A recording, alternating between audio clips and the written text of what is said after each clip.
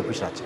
এইভাবে আমি তো আমার কলেজের ইন্টারনাল বিষয়ে আপনি যেই হন না কেন আপনার সাথে আমি তো কথা বলতে পারি না। এক পর্যায়ে আমার কলেজের সাধারণ শিক্ষার্থীরা খবর পেয়ে আমার রুমে আসেন। মতো ছাত্রদলের ছেলেরা আমরা সবাই সামনে যারা বসা পিছন দিক থেকে হাতাহাতি শুরু করছে তারা অলরেডি। অধ্যক্ষের অভিযোগ, পরে এই বিষয়ে থানায় প্রতিকার চাইতে গেলে তাকে ফোন দিয়ে ভয়ভীতি দেখিয়ে দেখে নেয়ার হুমকি দেন এমপি ব্যারিস্টার আরমান।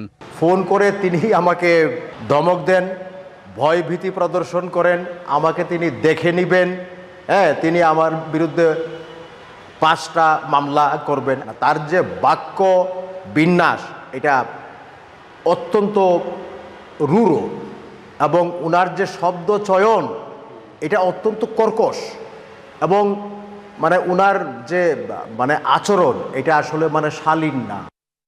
হিসাব দিকে যখন আমরা বলছি অবৈধ নিয়োগ এবং এখানে তসরুপ যে হচ্ছে এই বিষয়টা লোকালি মানুষ বলতেছে, আমরা বলছি কতটুকু সত্যতা স্যার আরমান ভাই বলছে আমাদের এমপি মহোদয় এটা জানতে চাইছে।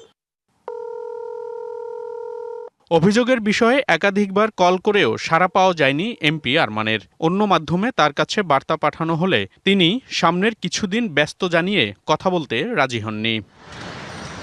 ঘটনা নিয়ে দুই পক্ষ থেকেই পাল্টাপাল্টি অভিযোগ হয়েছে থানায়। পুলিশ বলছে তদন্ত করছেন তারা। দুই পক্ষ থেকে একটু পাল্টাপাল্টি অভিযোগ আছে, আমরা একটু দেখতেছি আর কি। আমরা সবগুলোই মানে পরিস্থিতি পর্যবেক্ষণ করছি আর কি। এদিকে ঘটনার প্রতিবাদ জানিয়ে বিক্ষোভ করেছে মিরপুর কলেজের শিক্ষার্থী সহ বিভিন্ন মহল। ইত্যাদি ইত্যাদি তারা দেখবে। কলেজের হিসাব নিকাশ দেখার জন্য আমার তো মিনিস্ট্রি আছে, জাতীয় বিশ্ববিদ্যালয় আছে, ডিজি। কলেজের অধ্যক্ষের কক্ষে জামায়াতের কয়েকজন নেতাকর্মী, চলছে হট্টগোল। অধ্যক্ষের অভিযোগ, তার কাছে কলেজের আয় ব্যয়ের হিসাব দেখতে জোর জবরদস্তি করেন তারা। কলেজের আয় ব্যয়